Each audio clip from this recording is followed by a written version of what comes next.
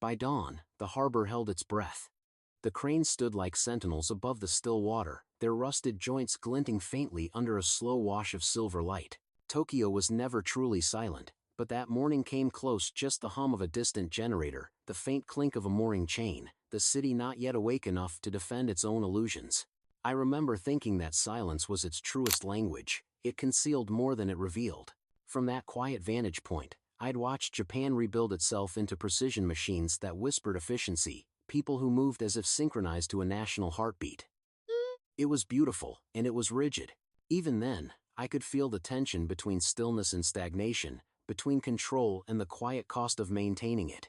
The men I worked beside, executives with immaculate suits and worn wedding rings, believed the world's center of gravity would never shift. They spoke of America as if it were an aging star, too loud, too indulgent, too fractured to sustain itself. Their meetings echoed with certainty, their laughter muffled by thick boardroom walls. I was younger then, quiet enough to be invisible but observant enough to notice how dismissal often precedes decline. They mistook noise for chaos and order for strength. What they couldn't see, what I was only beginning to understand, was that America's disorder was not weakness, it was movement. A system that flexed where there's calcified. Beneath the noise, something adaptive pulsed, unseen, unmeasured, and underestimated. The harbor light shifted, metal to gold, and I remember the thought arriving fully formed. Silence can hide power, but so can sound. I just didn't yet know which one would break first, the stillness or the illusion. And that question, left unanswered, followed me long after the water settled. The first time I sat in that boardroom, the air itself seemed lacquered smooth, impenetrable, and faintly perfumed with cedar polish. The walls carried no sound, even the projectors hummed quietly, as if afraid to disturb hierarchy. I'd been invited as an observer, an American-trained advisor, though the title carried more decoration than weight. My role was to listen, not to lead.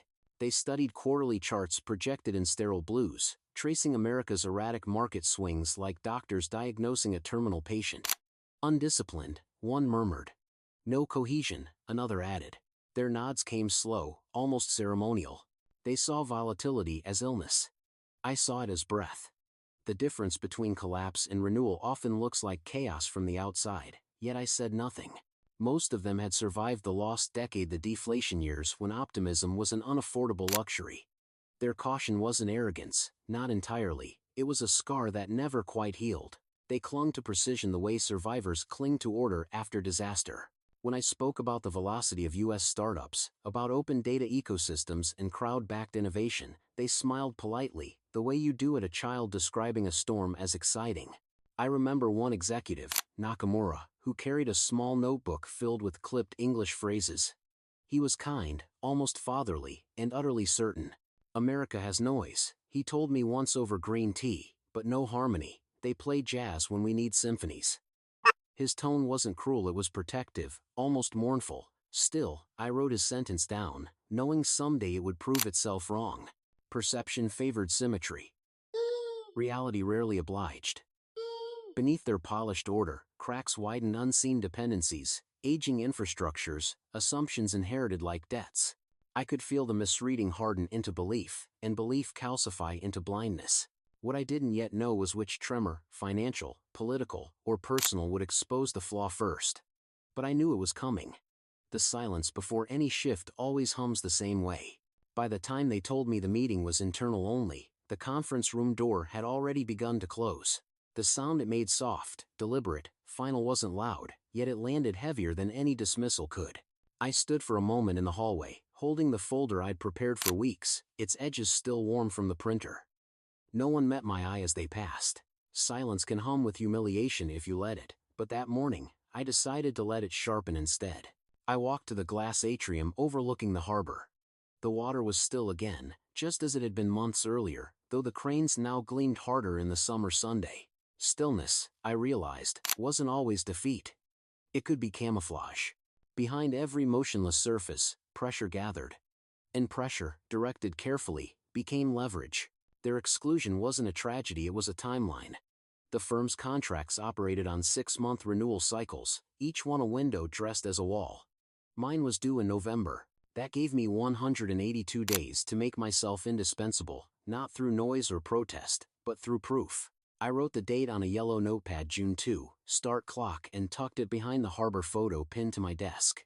The next few weeks became an exercise in restraint. I answered questions concisely, logged late hours without fanfare, and copied every deliverable to my private archive. Not secrecy insurance. Each spreadsheet, memo, and projection became a quiet line of defense. I stopped seeking permission to speak and started curating evidence. Silence, when chosen, is control. Sometimes I caught my reflection in the office glass, half light, half water beyond it. The same still harbor that had once mirrored my doubt now reflected direction. They believed they'd sidelined me, they'd simply cleared my field of noise. And in that cleared space, strategy began to take root, small, deliberate, unseen. When the door finally opened again, I wanted them to remember the sound not of protest, but of precision. The harbor teaches patience. So does power, if you listen closely enough. By July, the silence had become its own kind of architecture, each hour a pillar holding up the plan I hadn't yet spoken aloud. The exclusion had clarified more than it had wounded. They operated like clockmakers, every gear visible, every motion approved. But I'd spent enough time studying America's systems to know real power didn't sit in symmetry. It lived in networks, messy, adaptive, and quietly alive. My counter-strategy began not with confrontation but with connection. I reached out to a research lead at MIT I'd met years earlier at a trade forum, her email buried under a stack of archived correspondence. Subject line: cross-market data sharing pilot. The first reply came within hours, timestamp 2:14 EST. By sunrise in Tokyo, we'd already scheduled a preliminary exchange of anonymized metrics through a secure portal. Nothing groundbreaking on paper, just numbers, but numbers become narrative when you know what to read for. From there, I drew invisible lines outward.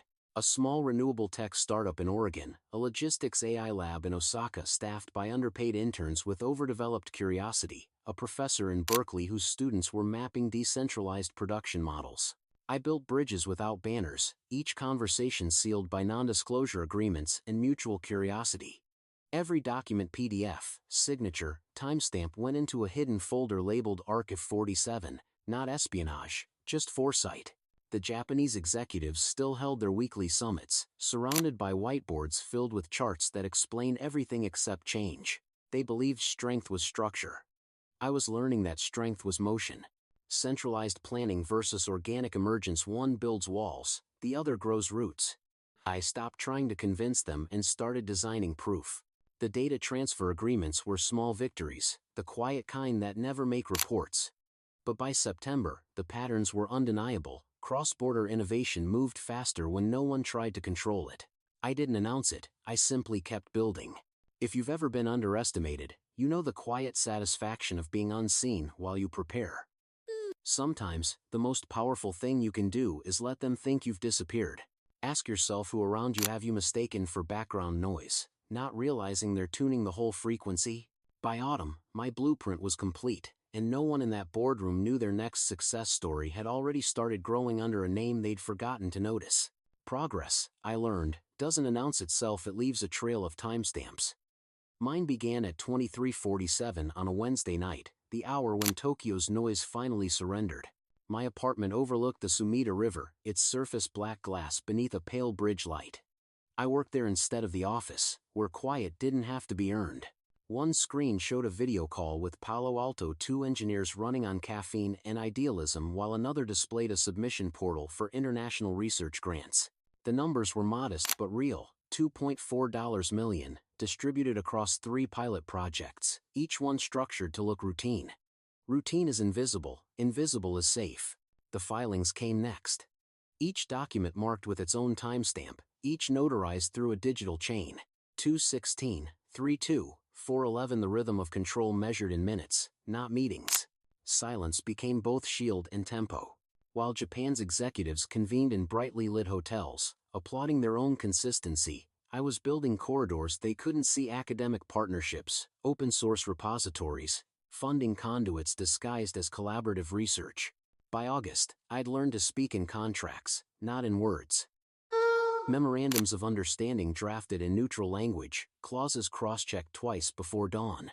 I'd meet partners in Kyoto cafes where the hum of espresso machines masked conversation. Sometimes I left with nothing more than a stamped envelope, other times, with access credentials scribbled on receipt paper, everything folded back into Arch of 47. It wasn't rebellion, it was rehearsal. Meanwhile, the noise above me grew louder. The executives boasted about their stability reports, media interviews praising restraint over risk. I watched from the background, silent but active, mapping their blind spots like constellations. The contrast amused me. Their symphonies of certainty against my quiet improvisations. Jazz had rhythm too, they just couldn't hear it. The realism of the work was unglamorous. Patent filings required precise formatting, 90-day review windows, fees that had to clear through 2 banks before validation. I waited out each approval like a chess move, tracking every acknowledgement email in a separate log. Small frictions built discipline, they also built proof. Progress without spectacle is harder to deny when it arrives fully formed. Then came the pattern interrupt, the kind of email that changes air pressure. A formal message from the U.S. Department of Commerce, subject, export authorization, confirmed. I read it twice, the digital seal flickering faintly beside my name. What I'd initiated as a quiet research pipeline had now crossed into official policy. They'd have to acknowledge it eventually. I preferred to let the silence linger first. That night, I printed the authorization letter and pinned it behind the harbor photo on my desk. Outside, Tokyo roared with weekend traffic, a city celebrating its own noise. I closed the window, let the sound fade, and looked again at the cranes reflected on the dark water. Progress was never supposed to be loud. It only needed to be precise enough that no one could undo it once they finally heard it. The first sound was applause, muted at first, then building like a slow tide against glass. The International Symposium at Narita wasn't supposed to host surprises, it was a showcase of predictable innovation, politely choreographed. Yet when the lights dimmed and the prototype appeared on screen, even the practiced murmurs of the audience faltered. A compact renewable energy node, modular, self-calibrating, built from open-source schematics that moved fluidly between American labs and Japanese materials firms. It looked effortless, which was precisely the point. I stood near the back, unseen among journalists and analysts. The logo on the slide was American, but the underlying data bore fingerprints from every partnership I'd brokered in silence: MIT's modeling script, the Oregon team's adaptive sensor array, Kyoto's microchip calibration algorithm. Decentralized, borderless, and unmistakably effective. Tradition had dressed itself for ceremony, adaptation had arrived in work clothes. The executives from our Tokyo firm occupied the front row. Their faces were careful, trained to betray nothing, but I saw the stillness that wasn't composure, it was disbelief. For years, they'd dismissed American chaos as inefficiency, not realizing they were watching evolution in real time. The applause swelled again, and the CEO's hand gripped his knee under the table. Even pride has a pulse. Afterward, reporters flooded the aisles, questions spinning through a dozen accents. Is this collaboration officially sanctioned? Will Japan adopt the model? I offered nothing more than a nod and a neutral smile. Control isn't in the speaking, it's in what you choose not to say. Silence, once exclusion, had become stagecraft. Backstage, the CEO found me by the service corridor near the freight elevator. The air smelled faintly of coffee and ozone from the projectors. He didn't raise his voice. He didn't need to. You knew this was coming, he said, almost gently. His fingers trembled around a paper cup. Why didn't you tell me? I looked at him then, not with victory, but with recognition. He wasn't a villain, just a man raised in an era where control equaled certainty. Because you wouldn't have believed it, I said. You were looking for symphonies. I was listening for rhythm. For a long moment, neither of us spoke. The sound of forklifts echoed from the hangar below, a strange kind of applause, industrial, imperfect, alive. He nodded once, slow, eyes glassed with something like regret. We misread it, he said. All of it. As he walked away, I watched the sliding doors close behind him, the same sound as that boardroom months earlier, but this time, it wasn't an ending. It was the hinge turning the other way. Outside, the airport glass caught the afternoon light, and somewhere beyond the runways, planes carved invisible lines through the sky, motion disguised as order. The power had shifted quietly, exactly as planned. The silence didn't last. It never does. 2 days after the Narita unveiling, the congratulatory emails stopped, replaced by clarification requests. Then came the investigation notice, phrased politely, framed as due diligence. I'd expected it. Power never shifts quietly without someone calling it theft. The internal audit was announced at 8:03 a.m. on a Monday, with a smile that pretended neutrality. 6 weeks, they said. Standard procedure. I nodded, as if it were. For the next 42 days, my inbox became a corridor of scrutiny. Every document I'd filed, every timestamp, every email thread requested, copied, cross-checked. The auditors weren't cruel, just thorough. They asked for intent but settled for evidence. I gave them both. By the second week, they'd produced a 38-page interim report, clean but inconclusive, its language hedged with phrases like potential overlap and possible misrepresentation. It was less an accusation than a hesitation. In the meantime, small frictions accumulated like grit in machinery. My expense reimbursements were under review. One research grant transfer froze mid-cycle, leaving my account suspended for 10 days. Calls went unanswered, meetings rescheduled. The ostracism wasn't overt, it was procedural, efficient, almost elegant. I learned to move through it quietly, as if wading through shallow water, steady, deliberate, unshaken. Composure is its own defiance. Then the media caught scent. A trade journalist published an anonymous leak claiming the prototype had unauthorized cross-border origins. They quoted no source but included one telling detail: audit pending, outcome unclear. The phrase spread faster than truth. Silence became isolation, but I stayed still. Precision means trusting the process even when it turns its light on you. By the fourth week, the auditors had shifted tone. Questions came sharper, almost personal. Did you knowingly integrate unlicensed data sets? Were any funds routed through unapproved channels? Each one a blade testing for weakness. I answered calmly, with records. PDF copies of MAUs, notarized NDAs, bank logs timestamped to the minute. I didn't argue, I documented. Every fact was a foothold. Then, without warning, the pattern broke. Late one night, an unsigned USB drive appeared in my office envelope slot. No note, just a label, Ledger 12. It contained a spreadsheet so detailed it couldn't have been fabricated.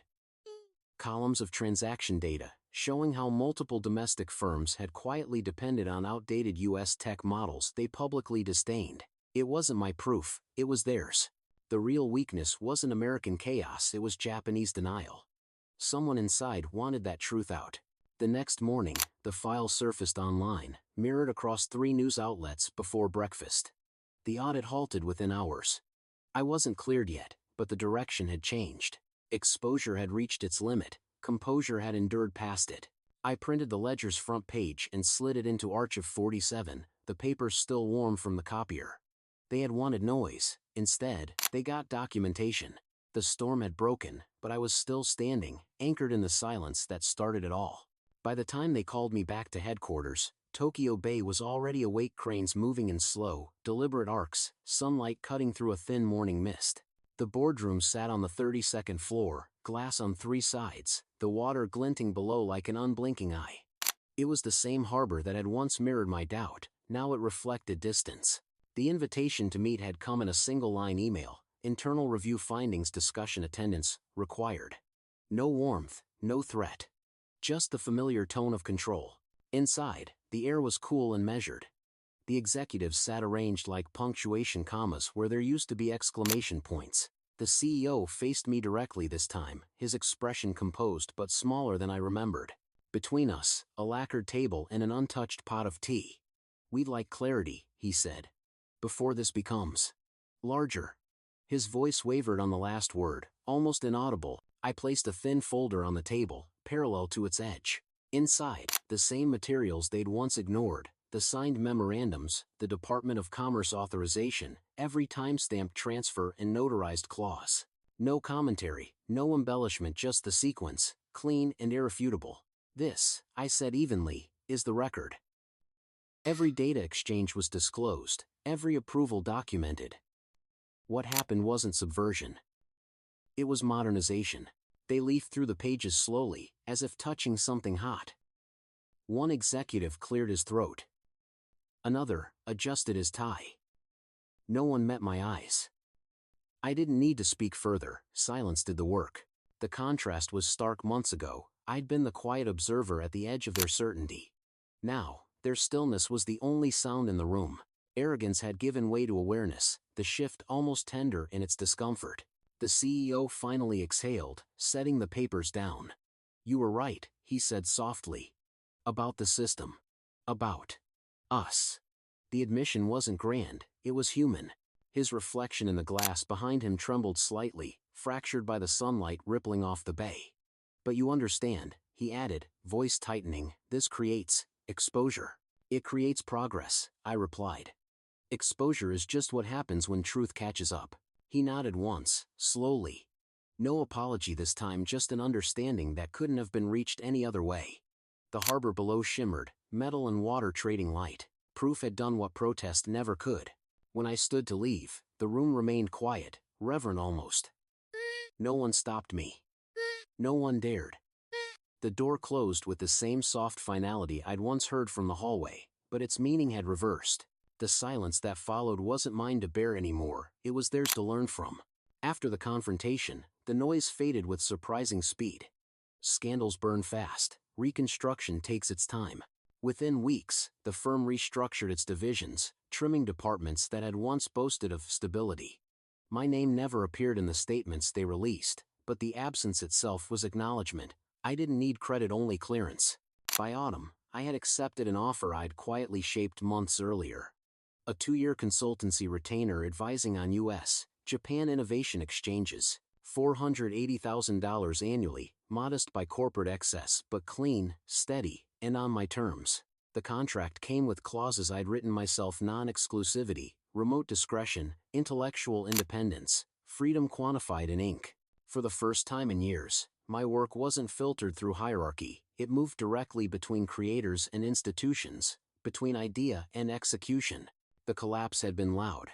The reconstruction was almost silent. I spent my days traveling between Tokyo and Seattle, my nights on high floors overlooking water, different harbors, same calm horizon. Where others saw distance, I saw pattern. Destruction and design, both necessary, both cyclical. Power reclaimed quietly endures longer than any spectacle. I saw proof of it each time a former colleague reached out, asking how to adapt their models. I answered when I could, briefly, without bitterness. Influence doesn't require revenge, it requires results. Sometimes I still think about that first boardroom, its polished stillness, its polite certainty. It's strange how fragility hides best inside order. What they called chaos was just movement they couldn't measure. If you've ever been underestimated, you know the rhythm: dismissal, silence, recalibration. Maybe that's what I want you to remember, that your silence isn't emptiness. It's potential waiting for direction. Ask yourself where it could become strategy, and what might grow in the space between what you're told to do and what you quietly decide instead. The harbor outside my window tonight reflects another city, another beginning. No applause, no headlines. Just light scattered across still water, the quiet proof that control, once reclaimed, doesn't need to raise its voice to be heard. By dusk, the harbor returned to stillness.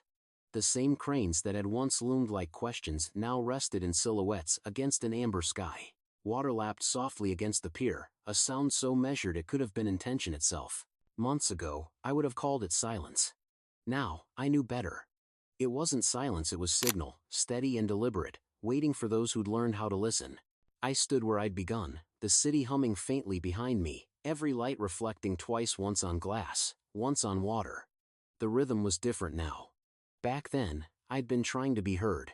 Now, I understood that true power doesn't compete with noise, it redirects it. Control isn't about speaking louder, it's about deciding when to speak at all. The firm moved on without fanfare, as institutions always do. Yet small ripples began to show: new collaborations, decentralized teams, quiet acknowledgments that echoed the very systems they'd dismissed. That was enough. I didn't need gratitude. The work had already changed direction, and with it, the current. I've started mentoring a circle of young strategists, men and women who know the weight of being underestimated but refuse to stay unseen. We meet in quiet spaces. Libraries, late-night cafes, video calls that start long after the world stops pretending to watch. I tell them to study patterns, not praise. To make their plans visible only once they're irreversible. To build power in plain sight, disguised as grace. Sometimes I catch my reflection in the water, older, steadier, still learning. The harbor looks the same, yet everything beneath its surface has shifted.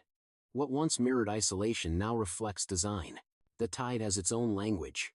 It doesn't ask permission to rise. They thought I was the echo. I was the tide.